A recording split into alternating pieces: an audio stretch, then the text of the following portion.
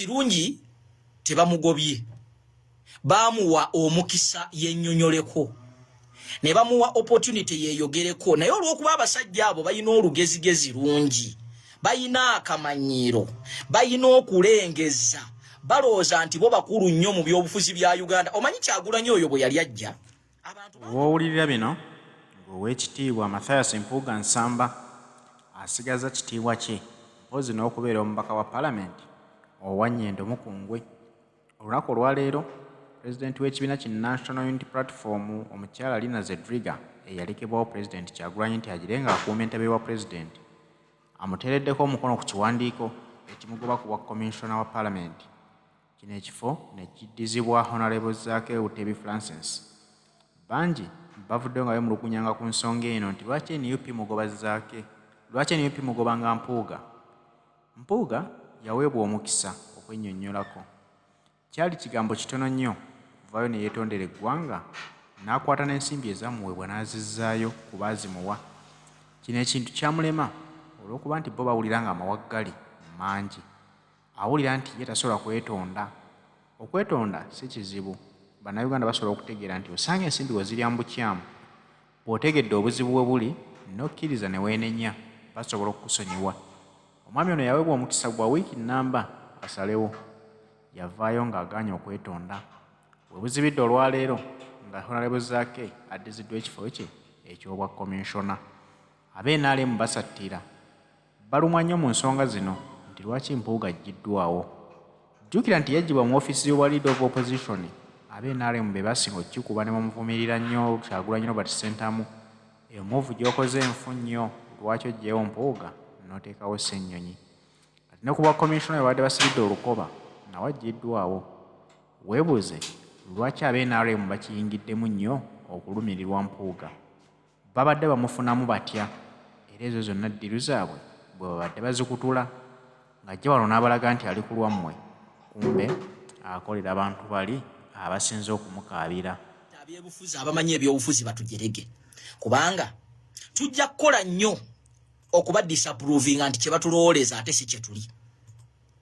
Olunaku olwaleero abasajja bano baadde bamanyi nti bwe bana awakeninga propaganda machines nti ekibiina kya National Unity Platform kigenda ku backinga down era Oweekitiibwa Mathias Mpuuga ne ttiimu ye basigale nga be bawanguzi.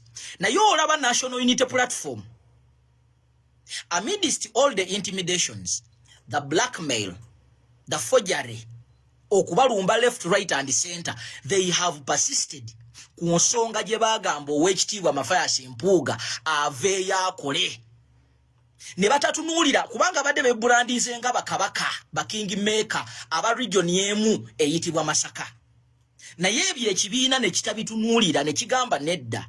Ne bwe kiba kyetaaga nga tujja kusigala babiri basatu ku lw'amazima ku lw'ensi Uganda tetugenda kufairinga kutekinga action. Ate guno si gwe gusoose. Bijirwa Moses yali musajja wa amaanyi era nga mu busogo omwo akola omulimu gw'amaanyi era yalina ekifo mu National Unity Platform. Naye bwe baakola thorough investigations, Bijirwa Moses baamugamba addeko ebbali. Era nzijukira emabega eyo abantu baavangayo ne bagamba nti tekisoboka, bannange mukoze bubi. Abali wano mu Buganda abaali basinzidde wano okulaba nga bakolera mukulu Museveni bo baalooza nti ejambi yatejja batuukako. Muno mwe mwali akabondo. Olwaleero akabondo akakyasinza okusumbuwa ebyobufuzi bya Uganda ke kabondo essaawa zino akali mu National Unity Platform akaava mu DP ke bayita DP block. Era bw'obeetegereza argumenti zaabwe zonna zifaanagana. Bano Abedi Bwanika tetugenda boogerako kubanga Abedi Bwanika ye malaaya wa byabufuzi.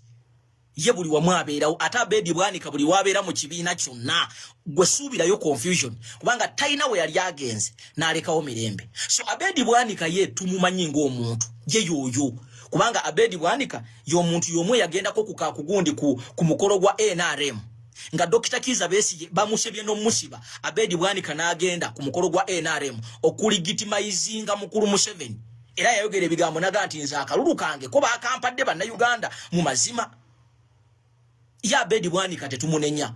Naye waliwo emisege egibadde gyekwesenga ku ngulu giraga nti ja opposition. Bannange teri muntu mubi. teri mulabe mubinga mulaba abalira munda omulabe webweru mwangu wakulwanagana naye omulaba akulira munda abeera mubi nnyo omulabe w'omunda toyinza kutegeera kubanga oyinza n'okutula naye ku mmeeza nga mulya so nga yagenda okuwa obutwa so tubadde tuyina ekintu ekyo ate bannayuganda abamu engeri gye bali galibo babakuza nakino ekintu nti abakulembeze tembatunuulira no guno omulembe tugenda batunuulira kyova olaba olwaliro ne wobeera mukungu ne wobeera pokino ne wobeera kati ow'ekitiibwa kasita otandika okukola ebintu ebitakwatagana na bannayuganda bayita mu buzibu mwe basajja mwe bakazi mwe abeeyita ab'ebitiibwa abantu ba bulijjo bayita mu nnaku mugendeeko bugenzi ku street okwo mulaba abantu omuntu n'alenga omudaala gw'ennyaanya ne buziba nga takoze yadde ne nusu 10 kyokka ayina abaana ewaka naye nga mmwe ne services entono ze mwandibakoledde mwana wattu ate muzirya olwalero mwe abaali bakuba Joro Ssennyonyi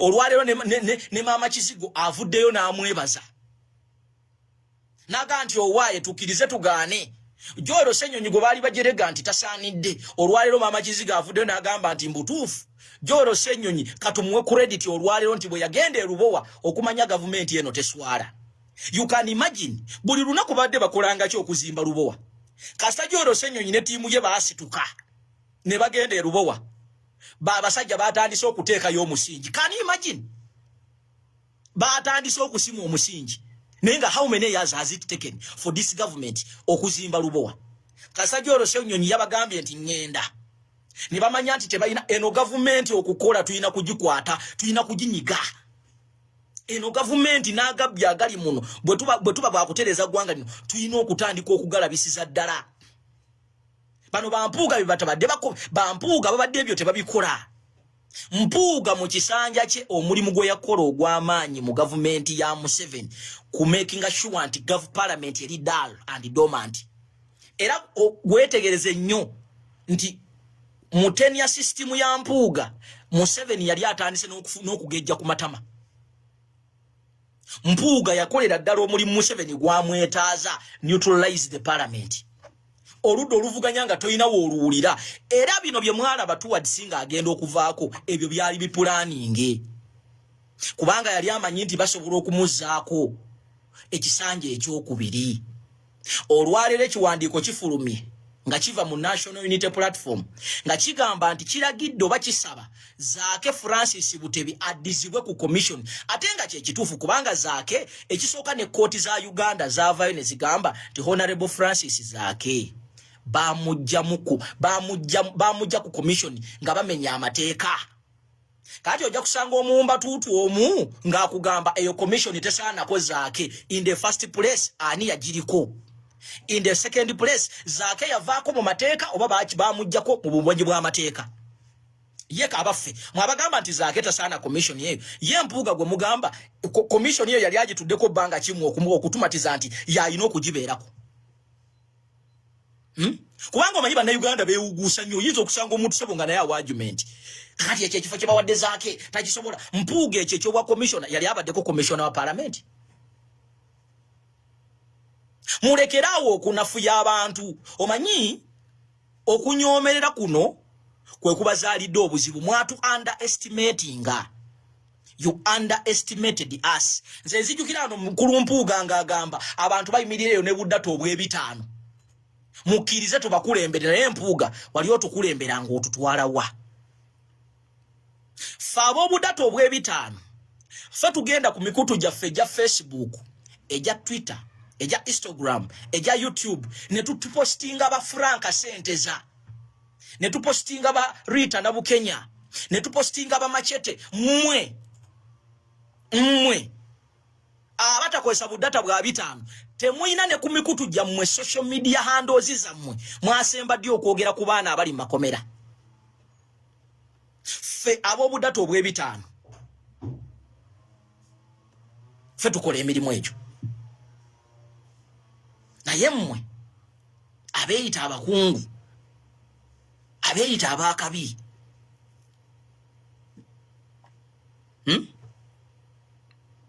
temuyina kye muteekayo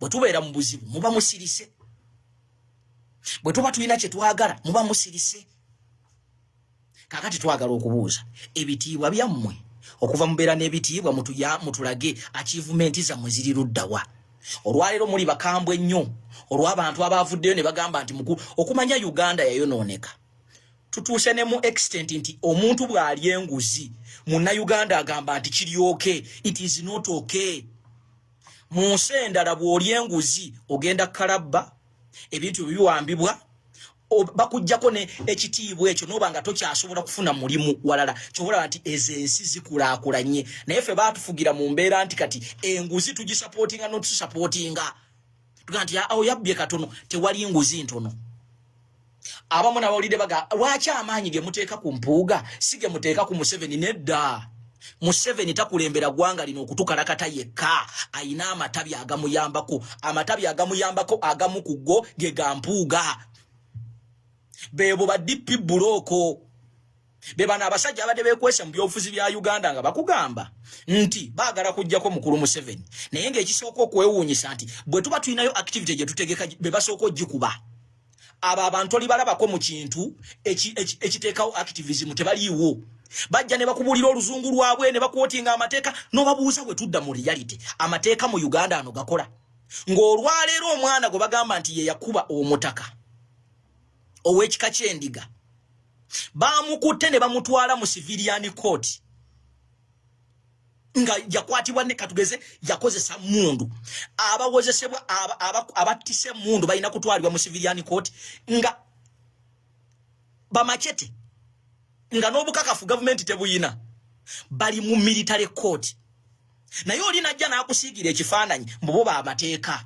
n'obabuuza gweyaga kunga nti Museveni atufugira mu mateeka Museveni ne NRM batulage ku declaration forms ezawangula ezalangirira Museveni nti yasinga akalulu mu Uganda bazitulage naye osanga omuna Uganda nga naye atudde comfortable akulaga nti Museveni yawangula akalulu Museveni yawangula akalulu wa omanyi structures za NRM bino bibagamba musime balina structures from village level bakulimba structures za NRM SFC crime promoters UPDF buli kitongole kyonna ekikola mu security ze structures za NRM.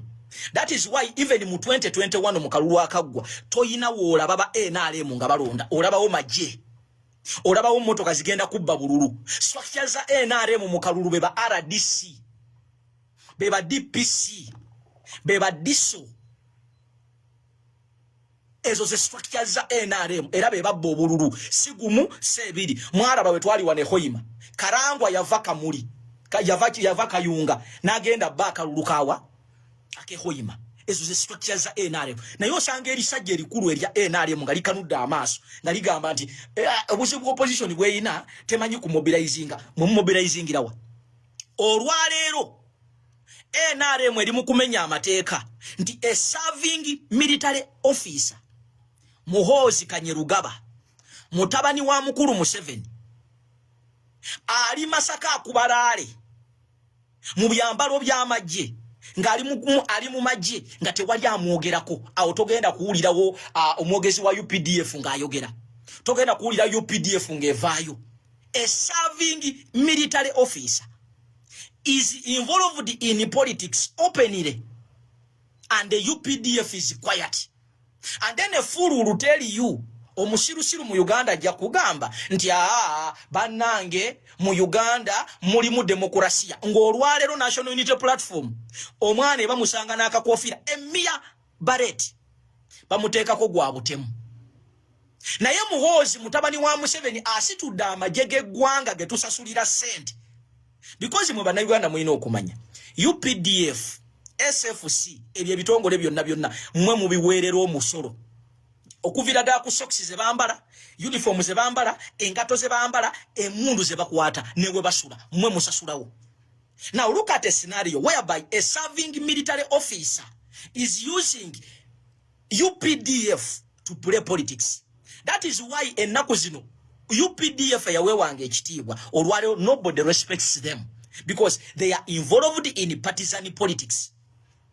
Omusirikale yavaayo n'alangirira openly nti awagira Kyagulanyi Center mumujjukira bamusiba ali kitalya olwaleero bajje no bayimirira ku kamera ne bagamba nti fe tuwagira muhoozi tewali yadde etteeka lye babayita lye bakola ki lye babateekamu ne bagamba nti bayisiza ne yasembayo yali oba tumuyino oba yali ani awo tumukunde Jasi yagamba uganti agenda kwesimbawo by then ne bamutwala ne bamusiba olwaliro mutabani wa Museveni ali Masaka ne weapons ne motoka za amaje bitanka buli kimotoka akubalale kati gwe munna Uganda oli najja na akumatiza nti mugoberera amateeka era kino kikuzaayo eri opposition yaffe ya Uganda muino okutuula tufuna abantu abali serious tumobilizinge banna Uganda tubabuulira amazima nti Museveni okuva mbukulembeze tagenda kuvaamu ngaffe bwe tulowooza. There is no an election which is going to remove this old man. This old man is going to be pushed out by force.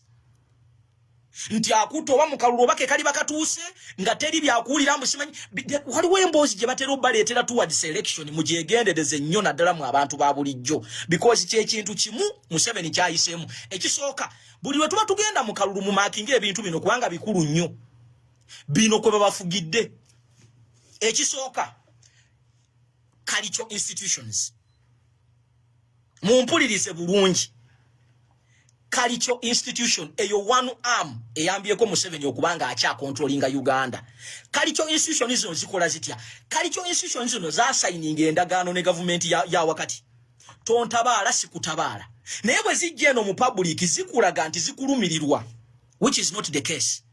Apart from abatona abamu abalina mu sound mind naye abasinga bano bakola endagaano ne mukama waabwe Museveni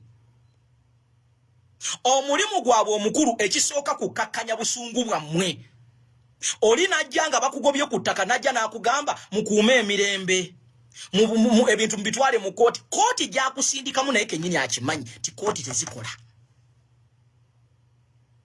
ekyokubiri institutions zo zikola mulimu ki zikola omulimu gw'okuba budaabuda bababuddeebudde nga bwe bababba omanyi waliwo kye bayita false hope nti ekyojja kufuna ekyokulya nze nakugamba bannayuganda tuba twagala okununula eggwanga lino tubeere ne moto egamba sirinda nkya ekyange kiggwa leero kubanga gw'onsindika mu nkya I have no plan of tomorrow naye bajja ne bakuwa essuubi efu bajja ne bakuwa kye bayita false hope bajja ne bakuzimbira ekintu n'olowooza nti tomorrow everything is going to be okay. There is nothing going to be okay. It is just something they put in your head. Gwe nobeera onoga nti owaye katugume omusajja ajja genda ngawe nawulira mentality yaba opposition yabamu Museveni bannange tumumalirako ddala obudde tumala bwabwere akaddiye. Let me tell you something. Bible egamba Bible gye tusoma olabe etuuka n'okuga nti faith without action is dead.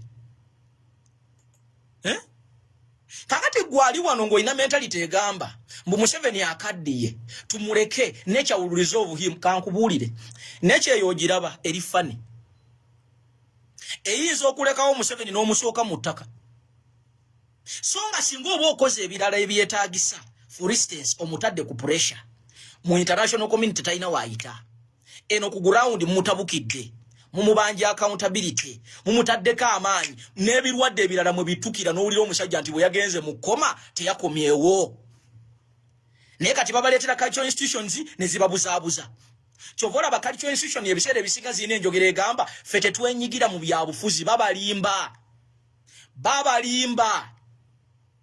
bwe baba balina bye baagala ewa Museveni omanyi gwe batwalayo bwe baba balina bye baagala mu gavumenti ya wakati omanyi be bakozesanga engabo omanyi be bakozesanga collateral security. It is you kubanga Museveni bwaba agenda okubagaininga n'obwakabaka bwonna kyekimubeera mu bwongo following ya obwakabaka obwo oba cultural institutions ezo. Museveni cannot bargain with you ng'oli wekka mmwe be bakozesa abantu ba bulijjo be bagobye ku mataka be bonoonedde business abatasomeseza baana bammwe abalwadde abafa mmwe mugenda ng'omusingo era Museveni bw'aba abagaininga atunuulira mmwe kubanga bano abagenza okubagaininga mmwe be bakozesanga shield ako mukategeere baani abalala Museveni bakozesa Museveni akozesa be bayita ba politicians kati ba politicians bano babakozesa batya one babakozesa okuneutralizinga obusungu bwammwe babakozesa okubakiipinga comfortable mubeeraawo nga mmwe mutunuulidde ekyo oli najja n'akanga mu katono n'addayo neebaka n'abateeka mu muudu n'amala n'agitta ne mubanga mulina ekintu kye mugenda okukola ne bayitira mu abo bennyini ne babakkakkanya naye ng'ekyokukola bakimanyi bano abantu tebakulimba teri muntu atamanyi bwe batya bajjako gavumenti z'abadikiteeta bazijjako ne solution ziringanga 3 ku 4 ekisooka ogikuba economically everything buli wejja sente onyigewo ekyokubiri gavumenti zigwa nga bazisulidde ku you can osobola okusula gavumenti nga through a coup eyebeera munda osobola okusula gavumenti nga okubye economy osobola okusula gavumenti ng'okoze kye bayita continuous demonstrations ezitali za kusaagamu kukangamu zino ez'ennaku 2 ne muddayo eka ne mwebaka you can organize musobola n'okufunayo item emu ne mugyesibako nga muli serious order n'efuluma eri abakulembeze nti bannange tulangiridde okwekalakaasa okwakino ekintu antiru nga kiteredde naye obuzibu bwe tulina ano opposition yaffe abasinga bakozi ba nsimbi bakanga mu bukanzi bino ebya Mpuuga n'atula wali eri ku butebe kugundi ku miryango gya parliament naye ngeno akuba ye erisaga nti munampa kyovola babwobuuza mukulu Mpuuga okwekalakaasa kwakoma ddi kwe mwali mwatandika baali bakangamu nga bawereza Museveni ne Anita Amongi sigino ti owaaye mutujjeemu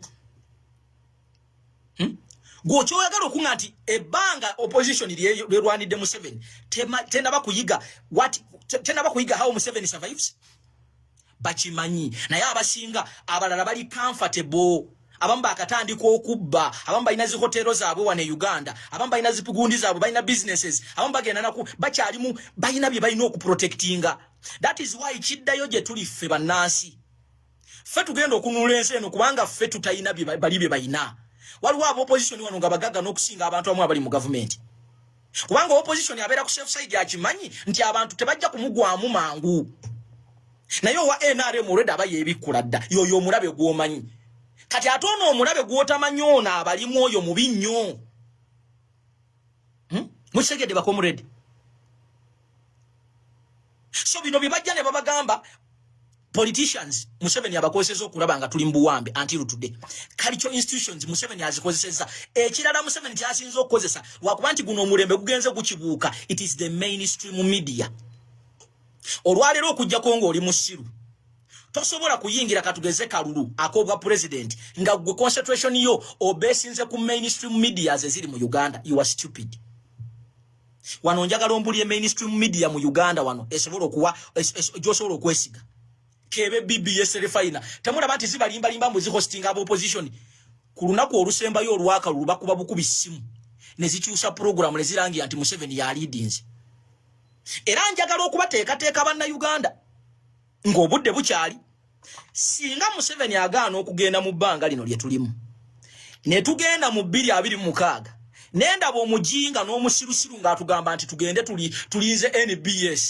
tulinze NTV tulinze BBS mbuze mulinze zibawe results nja kumanya nti nammwe muli basiru abatayiga 2021 should be a reading lesson to you the Ugandans because ekyo kyakubikulira Museveni yani olwaleero mukulu Museveni yamaze dde okuteekateeka tiimu ye ey'ababbi abagenda okumulangirira kuno kwe kuli byabakama okumanya Museveni ajooga taswadde na kuswala komyawo byabakama kikulaga ki tikati Museveni yeefungudde kiri erimwe banna Uganda you either create abnormal situations for this government to go oba mukifuule nomo era ajja kukabba the only thing je tugenda okubeera nakyo omusajja yatubba akalulu naye ono ye president waffe we should leave that stupidity in 2021